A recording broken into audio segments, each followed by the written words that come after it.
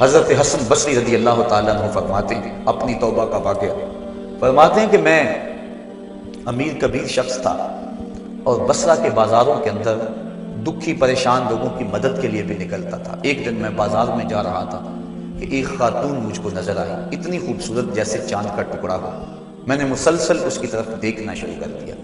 اس نے کہا اما تستحی، تجھے حیا نہیں آتی؟ مجھے دیکھے جا رہے ہیں۔ کہتے ہیں میں نے کہا ممن، کس سے حیا کر؟ تو اس عورت نے کہا فمن یعلم خائنۃ الاعین وما تخفی الصدور، اس سے حیا کرو جو دلوں کے بھید جانتا ہے، جو آنکھوں کی خیانت کو جانتا ہے، اس سے حیا کرو۔ کہتے ہیں یہ بات تو بہت بڑی تھی، لیکن اس کا حسن ایسا تھا کہ مجھے اس کے باوجود اس کی طرف رغبت رہی اور میں مسلسل اس کو دیکھتا رہا۔ اس نے پھر مجھے کہا کہ کیا معاملہ ہے کہ تم میری طرف دیکھنا چھوڑتے نہیں ہو، کون سی چیز پسند آئی؟ تو کہتے ہیں میں نے اس کو کہا کہ تیری جھیل سی آنکھوں میں ڈوبنا چاہتا ہوں اور یہ میرے لیے ایک باعث کشش ہے۔ اس نے کہا تم رکو، شاید تمہارا مطلوب پورا ہو جائے۔ میں وہاں رکا اور وہ اپنے گھر چلی گئی۔ تھوڑی دیر کے بعد اس کی خادمہ تشت کے اوپر کپڑا ڈالا ہوا ہے اور میرے طرف بڑھایا۔ کہتے ہیں میں نے جب کپڑا اٹھایا تو اس کے اندر اس کی 2 آنکھیں تھیں اور اس کے اوپر لکھا ہوا تھا کاغذ کے ٹکڑے پہ لا اريد عینا یفتتن بسببها احد، میں ان آنکھوں کو رکھنا ہی نہیں چاہتی جس کی سبب سے ایک مومن فتنے میں پڑ جائے۔ کہتے ہیں کہ میں نے اپنی داڑھی کو پکڑا اور زاروں کے تار رونے لگا۔ میں نے کہا اے حسن بصری، تو اس عورت سے بھی کیا گزرا ہے؟ اتنا خوف اس کے سینے کے اندر۔ کہتے ہیں میں داڑھی کو پکڑ کے زاروں کے تار رویا اور گھر چلا گیا۔ ساری رات میں نے توبہ میں گزاری۔ جب صبح کا سفیدہ طلوع ہوا میرے دل میں خیال آیا جس نے اپنی آنکھیں مار دی اس سے بھی تو معذرت کر رہا ہوں، اللہ سے تو معافی مانگی۔ کہتے ہیں کہ میں صبح اٹھا اور جب اس عورت کے گھر کے دروازے کے قریب پہنچا تو اس کا جنازہ نکل رہا تھا۔ میں پھر بڑا پریشان ہوا، واپس آیا، سارا دن مشکل میں گزارا۔ رات جب میں سویا تو وہ عورت مجھے خواب میں ملی۔ میں نے کہا کہ مجھے کوئی وصیت کرو، تو اس نے کہا اذا خلوتا فاذکر اللہ، میں تجھے وصیت یہ کرتی ہوں جب تم تنہائی میں ہوا کرو تو اللہ کو یاد کیا کرو۔ وَإِذَا أَصْبَحْتَ وَأَمْسَيْتَ فَاسْتَغْفِرِ اللَّهَ وَتُبْ إِلَيْهِ، اور جب تم صبح کرو یا شام کرو تم استغفار پڑھا کرو اور اللہ سے توبہ کیا کرو۔ حضرت حسن بصری فرماتے ہیں کہ اس عورت کا یہ عمل مجھے توبہ کے راستے پہ ڈال لیا۔ پھر وہ حسن بصری زمانے کے امام اور مقتدا بنے۔ تو انسان جب عبرت حاصل کرنے پہ آتا ہے تو ایسے اسباب اس کے لیے مہیا ہو جاتے ہیں۔ توبہ کرنے میں دیر نہیں کرنی چاہیے۔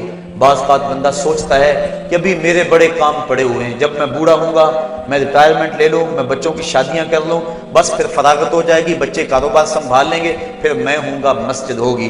یہ ایسا بندہ کہہ رہا ہے جس کی ملک ایک سانس بھی نہیں ہے، جو ایک سانس کا بھی مختار نہیں ہے، اور ایسے بات کر رہا ہے جس طرح سب کچھ اس کے قبضے میں ہو۔ تو توبہ کے اندر تاخیر نہیں کرنی چاہیے۔ بنی اسرائیل کے اس شخص کا واقعہ آپ کو پہلے بھی شاید میں نے کسی مجلس کے اندر عرض کیا تھا کہ جس کو طول عمل نے برباد کر دیا، اس کی نیکیوں کی وجہ سے اس کو خبر پہنچی کہ اس کی عمر 1000 سال ہے، تو اس نے کہا جب میری عمر اتنی لمبی ہے تو پھر میں عبادت کی بھٹی کے اندر کیوں جلتا رہوں؟ میں 900 سال گناہ کر لیتا ہوں اور 100 سال قبل توبہ کر لوں گا اور گناہوں کی معافی چاہوں گا۔ 900 سال گناہ کرتا رہا، 100 سال جب باقی رہا خیال آیا، پھر سوچا ابھی بڑا وقت پڑا ہوا ہے، میں 90 سال مزید گناہ کر لیتا ہوں، 10 سال قبل میں جو ہے وہ توبہ کر لوں گا۔ 10 سال رہ گئے، پھر خیال آیا 9 سال گناہ کر لیتا ہوں، 1 سال قبل توبہ کر لوں گا۔ جب 1 سال رہ گیا پھر توبہ کی سوچ آئی تو کہنے لگا 12 ماہ ہوتے ہیں سال کے، میں 11 ماہ تک گناہ کر لیتا ہوں، 1 ماہ قبل میں توبہ کر لوں گا۔ پھر 1 ماہ بھی گزرا، ہفتے تک بات پہنچی، حتیٰ کہ 1 دن رہ گیا، اور پھر وہ کہتا تھا بھی فلاں فلاں گناہ میرا رہتا ہے وہ میں کر لوں۔ ایسی لت پڑ گئی تھی گناہ کہ بنی اسرائیل کا وہ شخص کہ جو اس انتظار میں تھا کہ بس یہ گناہ کر لوں اور یہ گناہ کر لوں پھر توبہ کر لوں گا، اچانک موت آئی اور موت نے اس کو دبوچ لیا اور وہ توبہ کے بغیر مر گیا۔ تو طول عمل، لمبی امید کہ ابھی وقت میرا بڑا پڑا ہوا ہے، پہلے تو پتہ ہی نہیں ہے کہ وقت موجود بھی ہے یا کہ نہیں، اگلی سانس آئے گی یا کہ نہیں، دوسری بات جو کیفیت اب ہے پتہ نہیں آگے ہو یا نہ ہو۔ शैतान को जितनी मोहलत दोगे, जितनी बीमारी घर कर जाएगी, उस कदर ही उसका ख़त्म होना मुश्किल है। इसलिए जब गुनाह करे तो फ़ौरन तौबा कर ले, गुनाह मिट जाता है। और अगर इंसान कहता है कि नहीं नहीं ये कर लूँ फिर तौबा करूँगा, तो तौबा को मुअख्खर करना इंसान को गुनाह पर दलेर बना देता है। और एक हदीस में आता है, जब इंसान गुनाह करता है तो उसके दिल पर एक स्याह नुक्ता पड़ता है, अगर वो तौबा कर ले तो वो मिट जाता है, दिल शफाफ हो जाता है। लेकिन अगर वो तौबा ना करे फिर दोबारा गुनाह करे तो दिल पर एक और स्याह नुक्ता पड़ जाता है, फिर वो गुनाह करता रहता है और दिल के ऊपर स्याही फैलती रहती है, हत्ता कि एक दिन आता है कि पूरा दिल उस स्याही की लपेट में आ जाता है। और जब पूरा दिल स्याह हो जाए फिर गुनाह करके भी उसको नदामत और शर्मिंदगी नहीं होती। मोमिन तो जब गुनाह कर बैठता है तो महसूस करता है जिस तरह पहाड़ के नीचे आ गया, अभी गिर जाएगा और मुझे कुचल देगा। और मुनाफिक ये समझता है गुनाह करने के बाद कि बदन पे मक्खी बैठी थी, हल्के से इशारे से मैंने उसको उड़ा दिया। वो मक्खी के बैठने जैसी कैफियत का एहसास करता है मुनाफिक। तो जब दिल स्याह हो जाए तो बंदा गुनाह पे गुनाह करता है, जिंदगी गुनाहों से लिथड़ी हुई गुजरती है, लेकिन तौफीक तौबा नहीं मिलती। साहिबो, जिंदगी बीत रही है, एक एक लम्हा कट रहा है, हम लम्हा लम्हा मौत के करीब हो रहे हैं। हम समझते हैं हम बड़े हो रहे हैं, लेकिन नहीं, हम छोटे हो रहे हैं। जब गिनती उल्टी शुरू हो जाए, काम जल्दी जीरो तक पहुंच जाता है। सांसों की उल्टी गिनती शुरू है और हम लम्हा लम्हा करीब हो रहे हैं। रमजान का मौसम है, जुम्मतुल मुबारक का यौम सईद है, सुहानी घड़ियां हैं, उमड़ती हुई रहमतों की बरसात है। फरमाया हदीस में कि एक सात जुम्मतुल मुबारक में ऐसी होती है जिसमें जो दुआ मांगो अल्लाह उसे कबूल फरमा लेता है। और हजरत अब्दुल्ला इब्न मसूद रज़ी अल्लाह ताला अन्हु फरमाते हैं कि जिसने वुजू किया और अच्छा वुजू किया और उसके बाद 2 रकअत नवाफिल अदा किए और उसके बाद दुआ अस्तगफिरुल्लाहल अज़ीम अल्लज़ी ला इलाहा इल्ला हुवल हय्युल क़य्यूम व अतूबु इलैह, कहते जिसने इस दुआ को फिर पढ़ लिया, अगर उसके गुनाह हैं वो समुंदर की झाग के बराबर भी हो, अल्लाह सारे माफ कर दे। मालिक तो गुनाहों को माफ करने वाला है। हम ही जहन्नम में छलांगे लगा रहे हैं, लेकिन वो तो कहता है आज वो मेरी रहमत के दरवाजे खुले हुए हैं। इसियां से कभी हमने किनारा न किया, तूने भी मगर दिल आज़ुर्दा हमारा न किया। हमने तो जहन्नम की बहुत तदबीर की, तेरी रहमत ने लेकर गवारा न किया। उसकी रहमतें बंदे को आवाजें दे रही है, या अय्युहल इंसान मा गर्रक बिरब्बिकल करीम, ऐ इंसान तुझे करीम रब के दरवाजे से किसने हटा दिया। अल्लज़ी खलक़का फसव्वाका फ़अदलक फ़ी अय्यि सूरतिन मा शाअ रक्कबक, जिसने तुझे पैदा किया, जिसने तुझे तख्लीक किया, तुझे हुस्न और जवानी दी, तेरे आज़ा को तवाज़ुन और एतदाल दिया। जरा देख तो सही, माजी को झांक करके तो देख, तेरे हाथ थे पकड़ने का सलीका नहीं था, तेरी टांगें थी चलने का तरीका नहीं था, तेरी जुबान थी बोलने का उसलूब तुझे नहीं आता था, तू तो दूध भी मांगना होता तो रोता था। हमने तेरी माँ के सीने में तेरे लिए प्यार डाल दिया। अगर माँ के सीने में प्यार ना डालते बता तू बच्चा था, तेरी गंदगी से लुथड़ जाता था, माँ साफ करती थी। अगर माँ के सीने में ये प्यार ना होता तुझे कीड़े पड़ जाते। आज तेरी छाती में जोर है, आज हाथियों को तू बिठा लेता है, आज शेरों को तू नचा लेता है। जमाना तेरा बाज गुजार है, आज तू मिनिस्टर है, आज तू मौलवी है, आज तू मुफ्ती है, आज तेरे नाम की दुहाई है, आज तू ओहदा कज़ा पे फायजुल मराम है, आज तू ओहदा सदारत पे फायजुल मराम है, आज तू नाज़म है, आज दौलत की रेल पेल तेरे घर में है, आज तेरी फौजें तेरे पुश्त पे हैं, आज कोई तुझे पूछने वाला नहीं। लेकिन जरा पलट के देख कि माजी में तू था क्या। अच्छा, पीछे नहीं पलट के देखना तो जरा आगे पलट के देख ले, फिर दोबारा हो वही हालत। डंडे को पकड़ पकड़ के चलेगा, फिर डंडा भी जवाब देगा। चारपाई से लग गया, फालिज हो गया। घर वालों ने 4 दिन तो बड़ी खिदमत की, आखिर उन्होंने भी काम पे जाना, फिर बीवियों के सुपुर्द करके चले गए। कितनी देर खिदमत होगी, अब सारे तंग आ गए। आहिस्ता आहिस्ता मुंह से ये दुआएं निकलने लगी, अल्लाह बाबे को पर्दा दे दे तो ठीक है, बता हम तुझे पर्दा ना देते तो तू क्या करता। हमने जिंदगी दी, ये भी हमारा एहसान। अब तू इस हालत में है कि तेरा धड़ मारा गया, चारपाई पे लग गया, बोलो बराज ऊपर, मुसीबत बन गई, घर वाले भी तंग, तुझे अंदर से निकाल कर बरामदे में रख दिया कि बाबा खांसता है, बच्चे डिस्टर्ब होते हैं, जरासीम फैलते हैं। अब तुझे बाहर रख दिया गया, तू अपने आप से तंग आ गया। डॉक्टर को कहता है लगा जहर का टीका, डॉक्टर जहर का टीका भी लगाए, बता तुझे मौत ना आए तो तू क्या करे। हमने तुझे जिंदगी दी, ये भी हमारा एहसान। फ़अमातहू, हमने तुझे मौत अता की, ये भी हमारा एहसान। फ़अकबरहू, अगली कहानी भी सुन, कुत्ता भी तो मरा था, घसीट के रूढ़ी पे नहीं डाल दिया। बकरी भी तो मरी थी, घसीट के रूढ़ी पे नहीं डाल दिया। अगर तुझे भी पकड़ के रूढ़ी पे डाल दिया जाता तो क्या कर सकता था। لیکن ہم نے کہا نہیں نہیں، یہ میرا شاہکار ہے، اس کو غسل دو، بیری کے پتے بھی ڈال لو، صفائی ستھرائی خوب ہو جائے، چٹے لباس کا کفن دو، سند سند پہ خوشبو بنو، اب سارے تجھے دیکھنے آ رہے ہیں، تو دولہا بنا ہے، تیرا منہ دیکھنے سارے آ رہے ہیں، ساری بستی امڈی آ رہی ہے تجھے دیکھنے کے لیے۔ پھر تیری چارپائی اٹھی، 4 بندوں نے اٹھایا، کندھا بدل بدل کے چلتے، ہر ایک کی خواہش ہے کہ میں کندھا دے لوں۔ پھر میں نے کہا تیز نہ چلنا، میرے شاہکار کو کہیں جھٹکا نہ لگے۔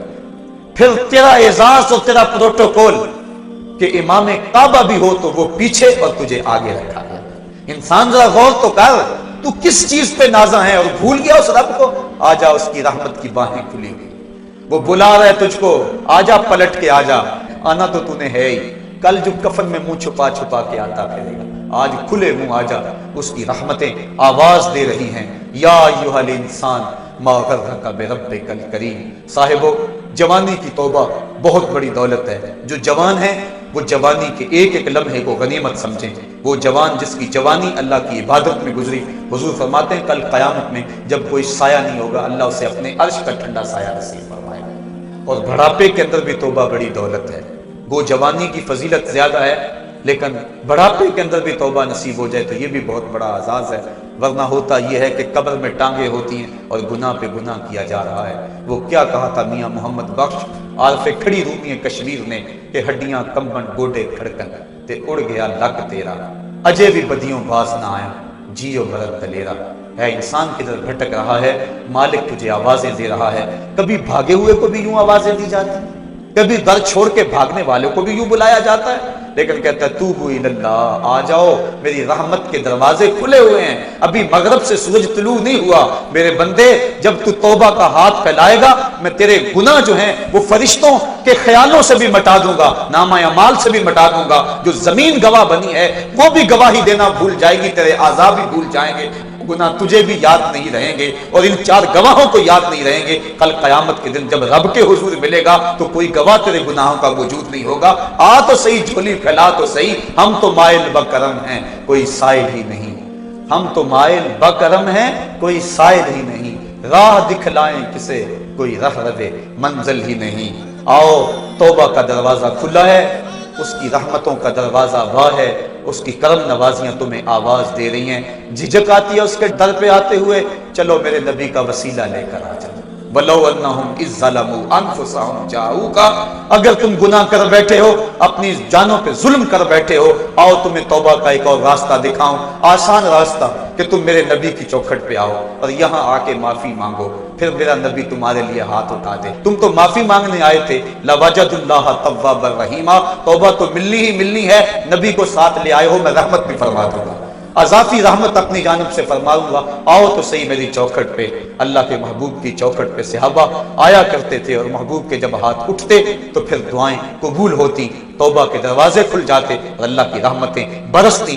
ابو لبابہ کی توبہ کا واقعہ کتب حدیث کے اندر موجود ہے، اور دیگر صحابہ کی توبہ کے واقعات موجود ہیں۔ حضور کے انتقال کے بعد حضور کی قبر پہ چلے جاؤ، امام عطابی کہتے ہیں کہ میں حضور کے روضے پہ بیٹھا تھا، ایک دیہاتی آیا اور حضور کے روضے پہ کھڑا ہو کے کہنے لگا، حضور میں گناہوں کی بخشش کے لیے آیا ہوں اور بغیر مغفرت کے تو نہیں جاؤں گا۔ کہتے ہیں وہ اس قدر فریاد کرتا رہا، روتا رہا کہ مجھے اس کی حالت پہ ترس آ رہا تھا۔ جب وہ چلا گیا میری آنکھ لگ گئی، آنکھ لگی تو خواب میں حضور کی زیارت نصیب ہوئی، اور آقا کریم نے فرمایا قم یا عتبی، عتبی اٹھو اور اس عرابی کو تلاش کرو، اور جب مل جائے تو میری طرف سے جنت کی بشارت ہے۔ اور صاحب مدارک نے ایک روایت لکھی ہے کہ ایک شخص حضور کے روضے پہ آیا اور حضور کے مبارک روضہ کی مٹی کو، تربت نور کو اپنے سر میں ڈال رہا ہے، اور کہتا ہے میں تو گناہوں کی بخشش کے لیے آیا ہوں۔ یہ حضور کے انتقال سے 3 دن کے بعد کا واقعہ ہے۔ وہ کہتا ہے میں تو مغفرت کے بغیر جانا ہی نہیں ہے۔